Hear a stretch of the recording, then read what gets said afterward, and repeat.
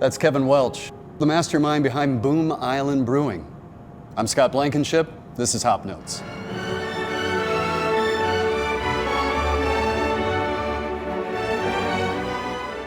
Boom Island Brewing, Belgian-inspired, Minnesota brewed.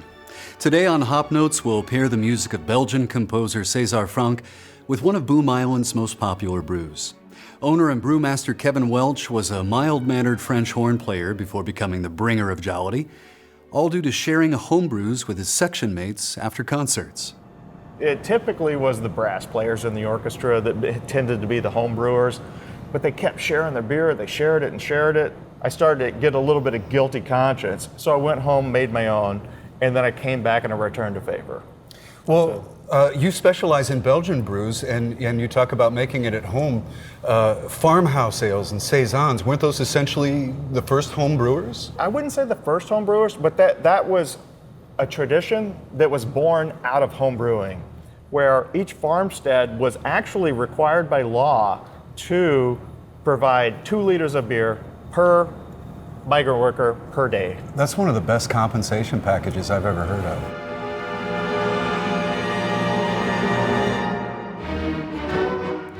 While the brewing tradition in Belgium goes back hundreds of years, one popular Belgian style is a relative newcomer that's less than 100 years old.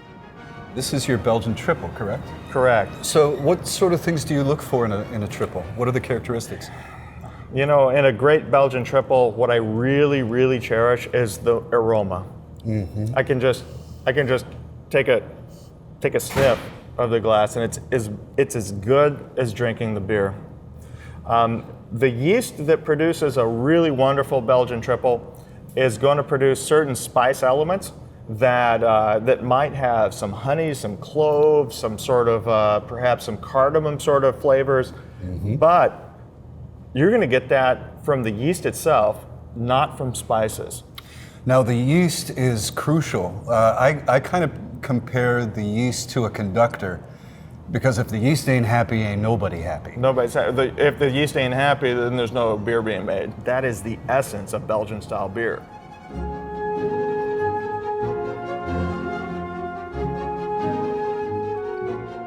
If the yeast really is like the conductor of an orchestra, then you might say that the musicians are like glassware. This is part of the really interesting beer culture of Belgium, because Belgium is wedged between the great wine country of France and the great beer and engineering culture, by the way, of Germany. And so they've taken the wonderful ideas of both bottle conditioning beer, just like the champagne tradition. And so that's where we get the different glassware, because of course, you want to drink a nice Cabernet Sauvignon. You want that top of the glass to be a little bit concave. I see. So you get the bouquet. And every single beer should have its own custom glass.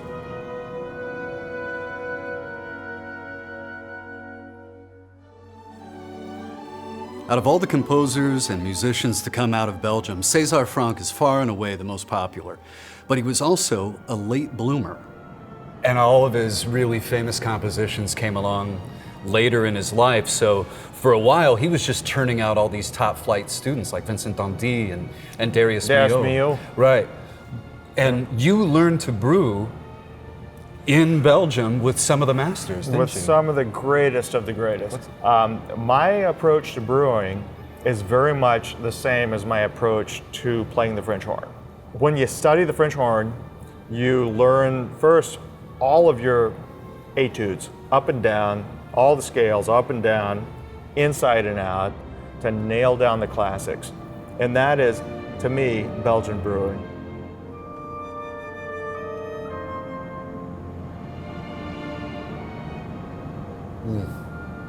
Now, when you're in the beer store and you're in the Belgian aisle and you look at all these beautifully labeled bottles, some of them say Trappist, some of them say Abbey. What's the difference between a Trappist and an Abbey ale? The Trappist means that beer is made by monks.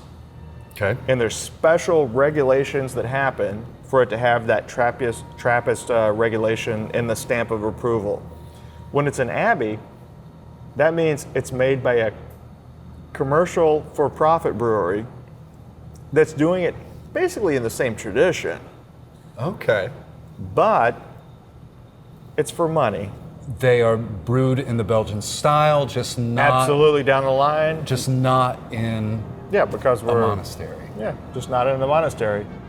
That sounds a lot like what César Franck did with his Prelude, Chorale, and Fugue.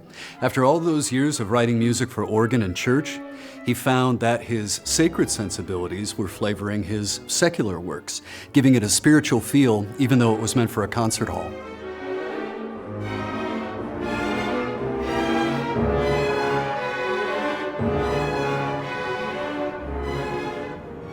You're holding a valveless horn there. How did you get a wider range? The interesting thing is the valveless horn has a range of about 4 octaves And you're doing all that with your lips and your fist. with the lips and the hand in the bell. If you were going to compose an ode or a theme to your Belgian triple, what would it sound like?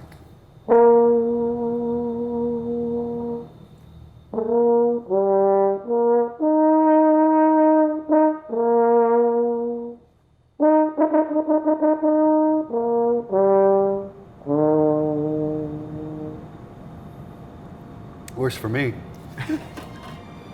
Franck moved from Liège to Paris to study at the Paris Conservatory, only to realize when he finished he wasn't going to be the next Mozart. So he married, started a family, and got really close with his in-laws. And Kevin knows what that's like. His father-in-law helped him put Boom Island together. That included welding much of their equipment themselves. How long did it take you to do all this? We took 2.5 months to weld together our first fermentation tanks. My in-laws have really taken me in as that's the best family I could ever imagine.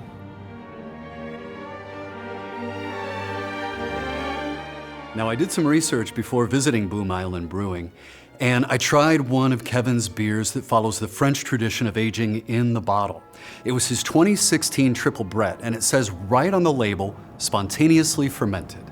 You prepare the medium, which will become the beer, but then you leave it open to nature to take its action. Whatever yeast is in the air. Whatever happens, happens.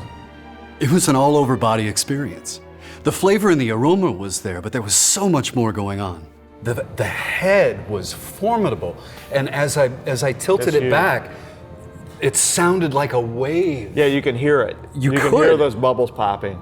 And the taste was so earthy, and there was maybe even wood. I got That's the right. sensation of What was aged in wood?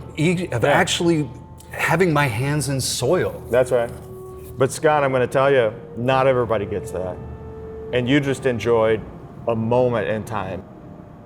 That's a great point that Kevin just made about experiencing a moment in time with a special brew, because that's exactly what happens when you go to a concert.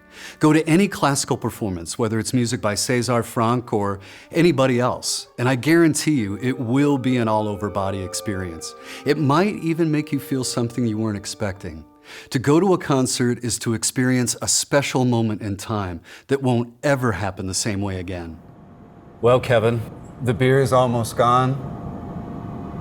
I really appreciate your time today and sharing your Belgian triple. So much interesting history and attention to style that's going on in your brewery. I can't wait to see what you're going to do next. Well, thanks for sharing all that you do as well, Scott. Glad to have you. Cheers.